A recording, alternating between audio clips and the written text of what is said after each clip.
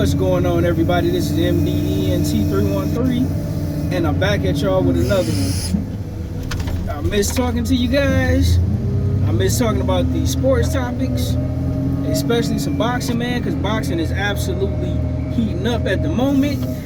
Where is it heating up? It's heating up at the 168-pound division, and it's heating up at the 175-pound division, super middleweight and light heavyweight. What I want to talk about is we have, especially for this to be a non-title fight, we have one of the biggest fights of the year. 50-50 fight, right? We know we already got Bivol versus Better Beef for the undisputed light heavyweight title. But I believe these two guys that's fighting, both of these guys can potentially beat the two light heavyweight champions, right?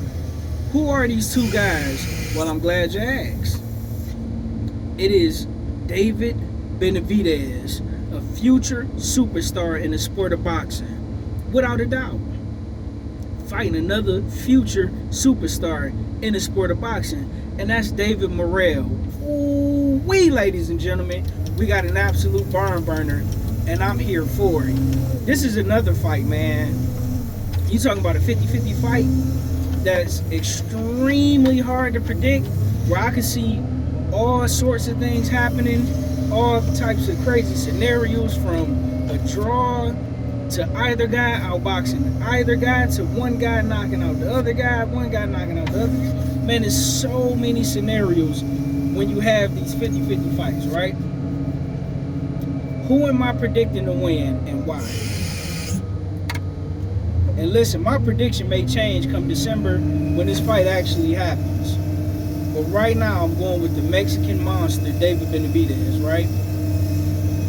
David Benavides, if you do not fight him right, he is a hard person to beat. And here's why, and what makes David Benavides so difficult to deal with. His hand speed for a guy that big and that tall and that mass is the problem people have with Andy Ruiz at heavyweight. He's huge and he has crazy hand speed. Like, he has the hand speed of a welterweight or a junior welterweight at light heavyweight. He has massive power in both hands, and he's fundamentally sound. But where you have to take advantage of David Benavides, in my humble opinion, is the fact that David Benavides don't have the fastest feet, and he do not have the best head movement, right? His defense is kind of similar to Earl Spence in the fact that he uses his legs to kind of get out of range. But if you can counter punch, fight in a phone booth, and catch and shoot or slip and counter, you can potentially knock out David Benavides if you have the power and the defensive acumen and the reflexes. The problem is, if you are not confident in your defense and you try to pull that off, you are getting knocked out, and it's not even a question, right? You're gonna have to have a chin. You're gonna have to have a beard when you're going in there fighting David Benavides, because guys like that, it's too hard to outbox them. Like, you can do it for, like Caleb Plant, he was able to do it for some rounds, but eventually your legs is gonna start to get tired, your legs is gonna start to fade, and trying to catch a lot of those punches is gonna wear you down. So you don't want to even try to catch a lot of those punches. You want to slip and counter those and make him think twice about throwing punches without return fire, right? Now, on the flip side, on the Morrell side of the game, he's an excellent counter puncher. He's a solid combination puncher. Not a great one, but solid. And he's fundamentally sound, but what I like most about him is he's also aggressive. So I believe out of everybody at light heavyweight, he may potentially have the best chance at beating Benavides. The only problem is he don't have the experience. And I think that's where David Morrell is going to come up short. And I think that even though Demetrius Andrade was a smaller fighter, I think David Benavides taking that Demetrius Andrade fight is going to help him significantly in this fight. If I'm not mistaken, I believe Morrell is a southpaw, which Demetrius Andrade was a southpaw. David Morrell is more of a traditional boxer, but he gets aggressive, so you can kind of consider him a boxer puncher, but more on the boxing side of the game. But David Morrell, I believe at this point in time of his career, he has a better jab and he has better legs than than Demetrius Andrade. So he'll be able to last a lot longer, and he has much more power than Caleb Plant and Demetrius Andrade, which I do think will cause some problems for David Benavides. Now, in my opinion, if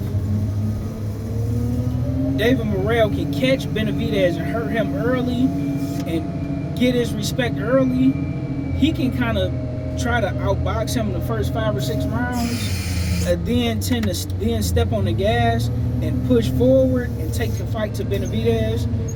He can potentially knock him out, but I don't know if he have the experience as well as the IQ as well as the defense to pull it off. Now, he can pull it off, but I'm not sure if he will or if he'll take that approach, because one of the things that's hard to predict is when these guys feel the other person's power, how are they going to fight? As Mike Tyson used to say, everybody got a plan until they get hit. If he take a couple big shots and he's still willing to come forward in spots and get his respect, he has a great chance at beating Benavides. I don't know if he will, right? And both guys, I will admit, moving up in weight didn't look as domineering as they did when they were fighting at 168. They both had a lot of trouble. They both, they couldn't get guys out of there with their power alone. They had to bring a lot more to the table, because some of those guys at 175 could easily be fighting at cruiserweight. But I personally like the way David Benavides conducted himself in this fight with Gosvick more than I like the way Morrell conducted himself in the fight with Hot Rod. But this is going to be not only a skill match, but it's going to be an entertaining fight, because these guys are going to bring it. And I'm going to go out on a limb and predict the knockout. I'm going to predict that David Benavides is going to knock out David Morrell late in the 9th round. And one of the most entertaining, not just skill fights, but also entertaining as far as action-packed fights. I think you're going to see a lot of skills on display in this fight from both guys. And I think, look, shockingly, David Benavides' defense is going to be the difference maker. I think he's going to catch David Morrell with a sneaky counter combination and put the lights out, close the show in dramatic fashion, and stake his claim for either a Canelo Alvarez fight or a shot at whoever wins between Dimitri Bivol and Arthur Benavides for the light heavyweight undisputed fight. And that's my prediction. Let me know who you guys see winning the fight. How do you see it playing out? And how do you see it going? And that's what I got. Ladies and gentlemen, like, share, and subscribe to the greatest sports show on YouTube. And with that being said, I'm out. Peace.